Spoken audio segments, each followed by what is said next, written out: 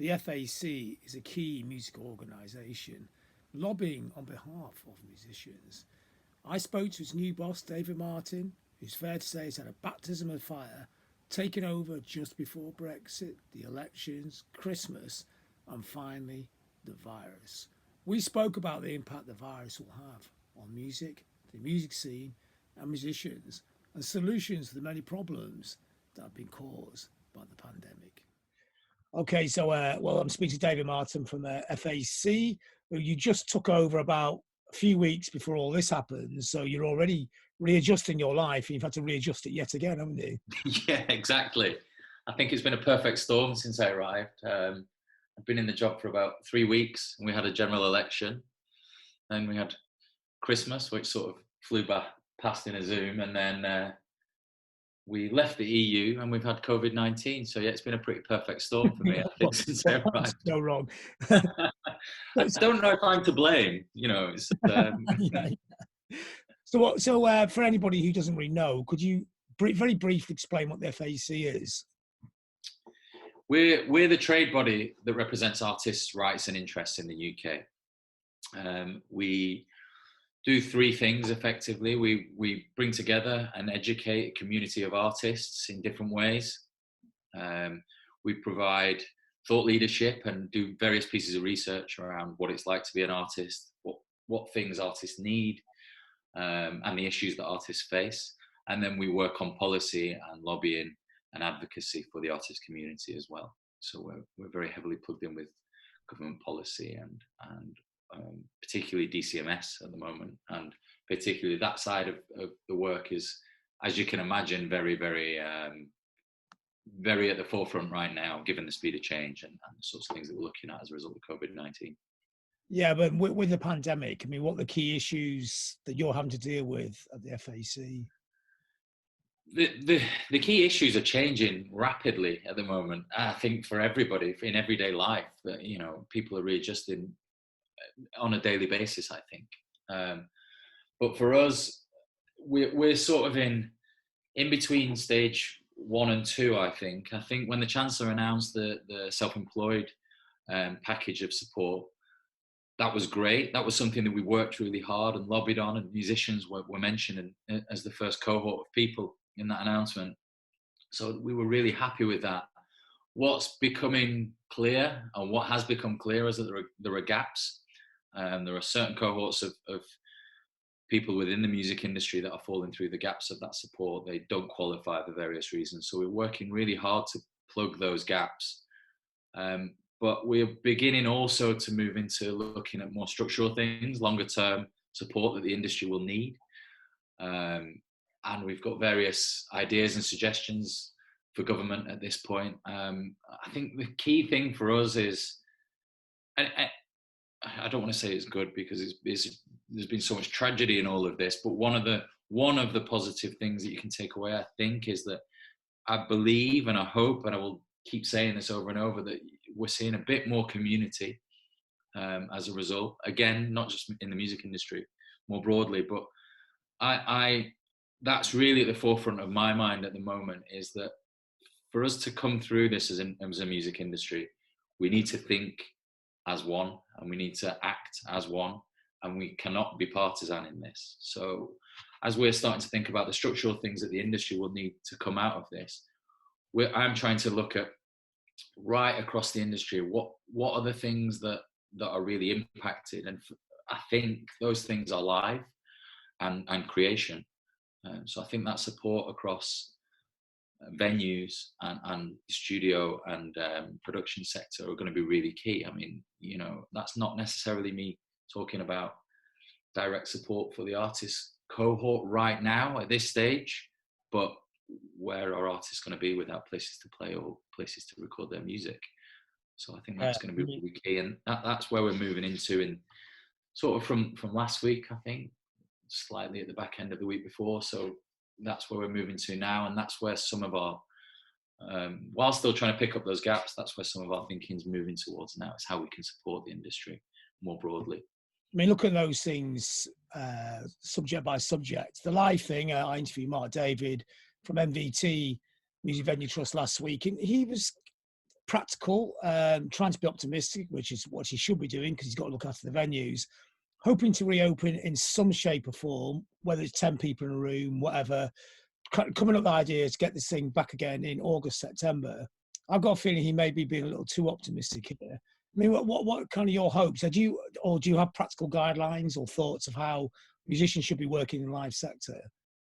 I don't really want to second guess what's going to happen too much. I think it's a bit dangerous, and I think that these things should be led by the science. And I think that all of the work that's gone in locking down the country and in taking the financial hit that the whole country is taking, I think all of that is lost if we get it wrong and we come out of things too early. And I think that we need to sort of accept that for our own sanity to some degree. I don't necessarily think that Mark's being overly optimistic, but time will tell, you know, without trying to second guess that. I do think that there is a reality for the government and for the industry in that there is a real chance that the live sector is going to come out of this more slowly than other parts of leisure and hospitality industry, you know. And so I think that some of our thinking around the structural support that we're talking about, it takes into account some of those issues, and the fact that, you know, I'm trying to think now, Top Man will be open the day after lockdown finishes, but the venue down the road that holds 800 people may not, or it may be open at 50% capacity. So part of that structural support, I think it might be an extension to the things like the business rates relief or the grant system that's in place for venues. It might be that needs to extend for the venues or for the music industry longer than it will for other parts of the sector. And so that's one of the areas. The other area that we're really keen on, and that there is some precedence for, is a VAT holiday on tickets. So there are already some tickets for cultural events which have no VAT applicable. So there is a basis for a discussion there with government, and we think that could, not only will it serve the music industry, but it will serve the wider cultural industry if you're going to look at cinemas and theatres and places like that. But also it potentially works as some sort of stimulus for fans as well, because part of this issue is going to be driving fans back into venues and into live shows, I think. And if you've got fans who can go and see 5 shows instead of 6, and if you've got lower break-even points, all of those things I think will be helpful. Mm. I mean, as an organisation represents musicians, I mean, is there anything you're saying to musicians of how to get through this period? I mean, obviously, like you said before, we don't know what the parameters are. We don't know how long it's going to be. What it feels like it's going to be fairly medium to long term. So as a musician, it's a big community of musicians, all different levels, different styles, different levels of income. But it's a kind of core advice that the FAC would offer, or key battles that you're fighting at the moment to get people through this period? I think speak to people, you know, and I think the thing that we've really tried to do at the FAC is be visible, be proactive. We've tried as best as we can to continue to do the things that we're doing. So talking to artists, having sessions, making sure that they know they can contact us if they need anything. I think that's absolutely critical now. And again, it goes beyond artists. It's for everybody. It's staying in touch is really key. You see the real impacts of isolation otherwise, I think.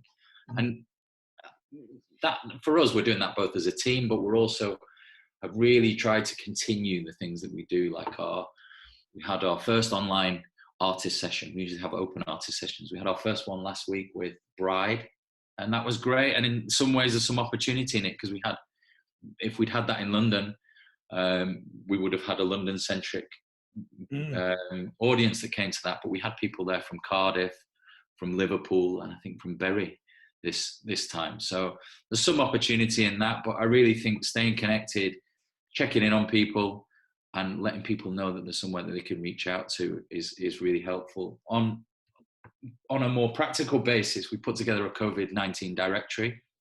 So we've just been updating that regularly, which lists all of the government support for businesses and for individuals, and it lists all of the good practice that's been going on worldwide, some information about live streaming as well, and there's also a section in there about hardship funding, mostly focused around UK, but we've got some stuff in there about US and other hardship funding that's happening in other countries as well.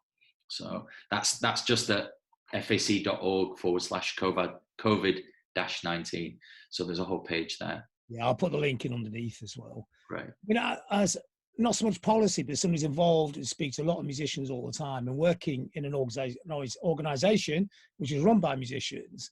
How much have you seen the model of what a musician is changing in this period? Do you think some of those changes will become long term? Yeah, it's a very interesting question, because this conversation is popping up a lot actually, and people are talking about, if an artist is giving away their performance for free, what's the incentive to go and see them and buy a ticket after this? I don't know if I want to get into the discussion around the merits of that. I think that's for each artist to make their own decision, really.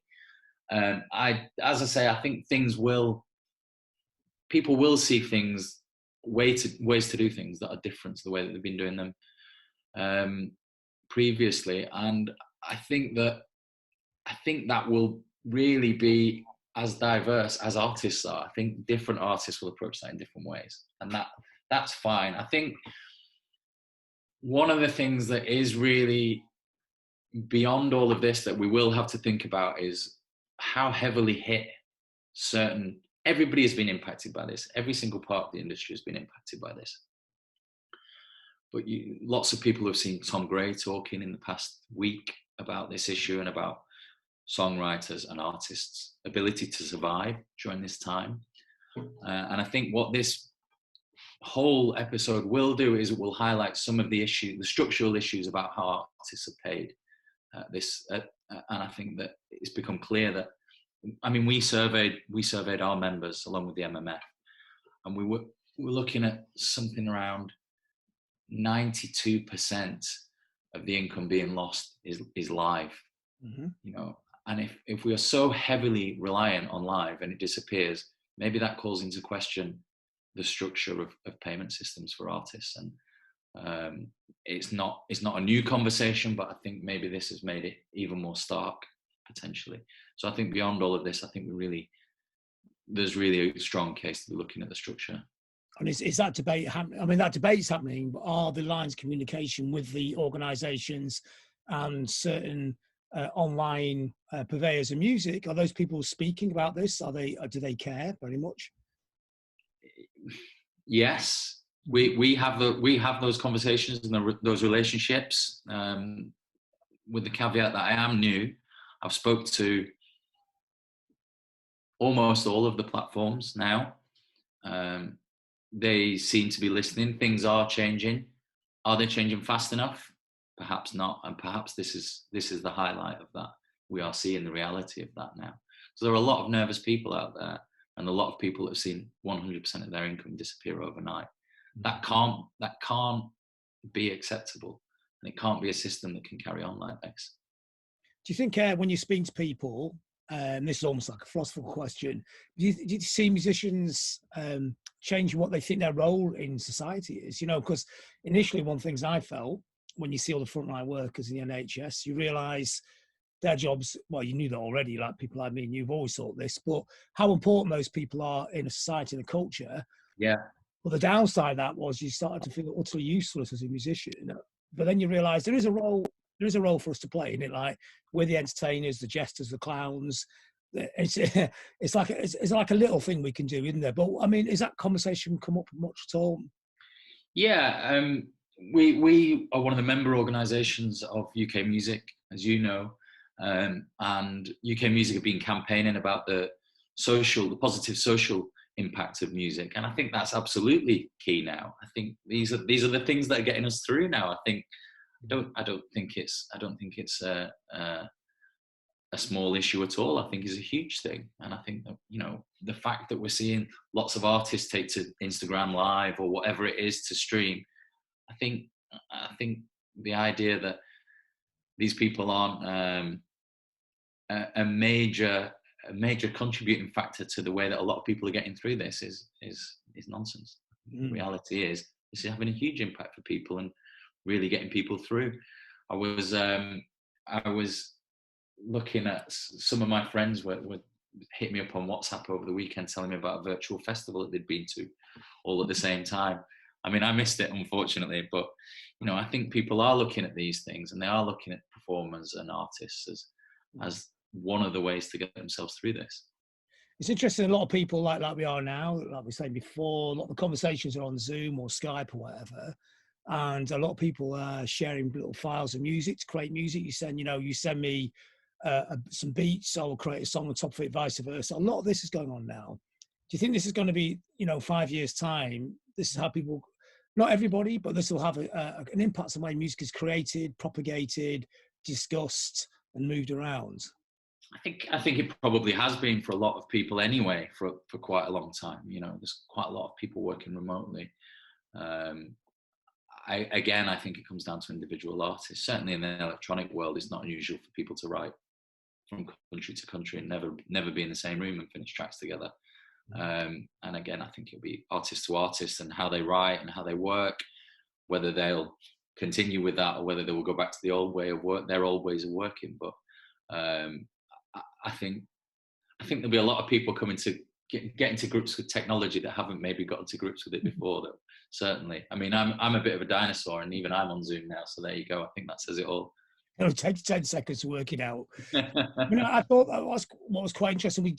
We have seemed to jump 10 years into the future in communications and creativity in about 10 days flat at the beginning of this. It was like, yes, it was going this way anyway, but everyone had to learn how to get there very, very quickly. And I'm just interested to see how it impacts in cultural terms, but also in creative terms. Well, you're saying the electronic community had worked like that for years. So maybe this is a time where electronic music kind of thrives because it's easier to create in this kind of really weird situation. I mean, is there any signs? I mean, this is not saying a definite. This is just like a theoretical projection into the future. I don't know really. It's hard to say. I mean, we're still only. It feels a lot longer, doesn't it? But we're 3 weeks in, or 4 weeks into the lockdown now, so it's really hard to say.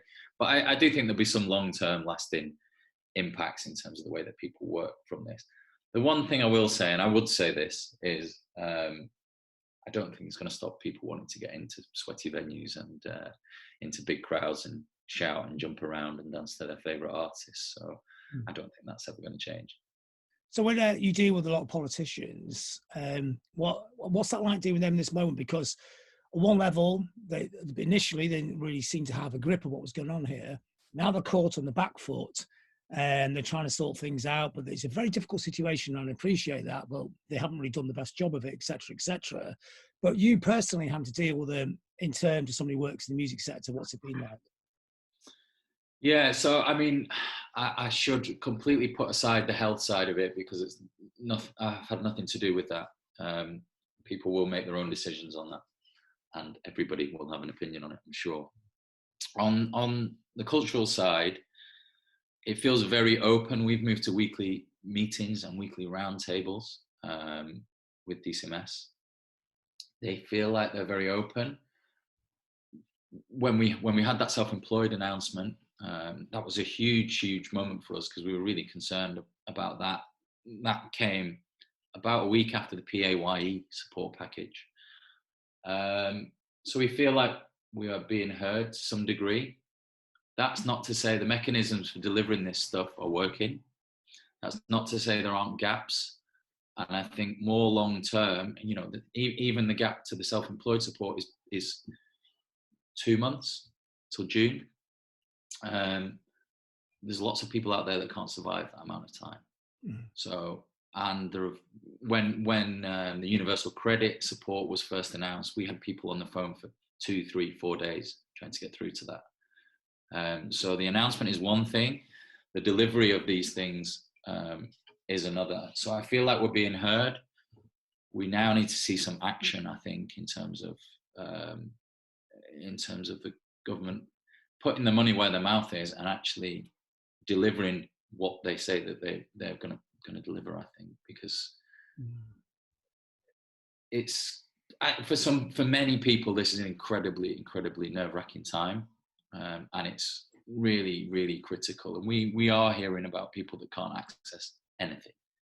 They fall through the gaps, and for no really good reason. There's no ideology about why they're falling through the gaps. It's just, and I accept that it is a difficult situation, but we can't be writing off 5% or 8% of the population, and that's a very conservative estimate about the impact of some of the gaps structurally. And as an industry, again, we work closely with the Creative Industries Federation. We work under UK Music, and we also work as the Council of Music Makers.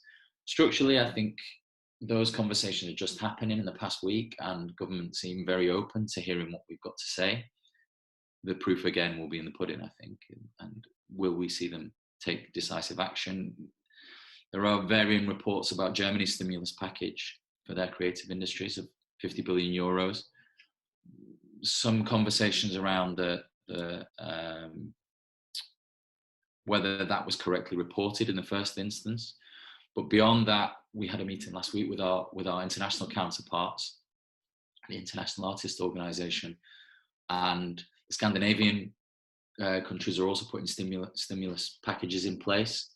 And whether the Germany package was reported particularly correctly, there are conversations coming out of Germany that even with 50 billion euros, that's not going to be enough of a stimulus to keep the sector propped up and get it back to where it needs to be. Our government has yet announced nothing, so that's where our focus is moving towards now. Yeah, just 50 billion behind a place Exactly. isn't even that great anyway. Exactly. So to end with, is any positives we could take from this? Are you feeling positive about when we get to the other side of this? I mean, what have we learned in this period that we can make something better? Well, I think, as I say, I think this has been potentially a catalyst into those conversations about the structure of the industry and about where the money flows, and about whether people are being paid correctly. So I think that's a positive thing, because I think that conversation needs to be had, needs to be revisited, and we need to think about those things properly. We can't have such disparities, same as we have in the country. You can't have that level of disparity and expect to be a healthy economy or infrastructure. It doesn't work. So I think that it's good that it will open up those conversations. I think that on a less sort of tangible but more positive cultural note, I think we are seeing more community than we've ever seen. I really do. I think people are reaching out. People are doing things for free and on the internet. And just because I'm not naive. There are different motivations for people doing different things. But I certainly think there's a fair bit of that is just pure community and is just people really wanting to get music out there and support people and provide some happiness to people. So I think that's a good thing. I would hope that we can cling on to that a little bit once we get through this and remember some of these tough things and the good things that we did to get through it. Okay, that's brilliant. Thanks you, David. Yeah. Thanks. Switch off.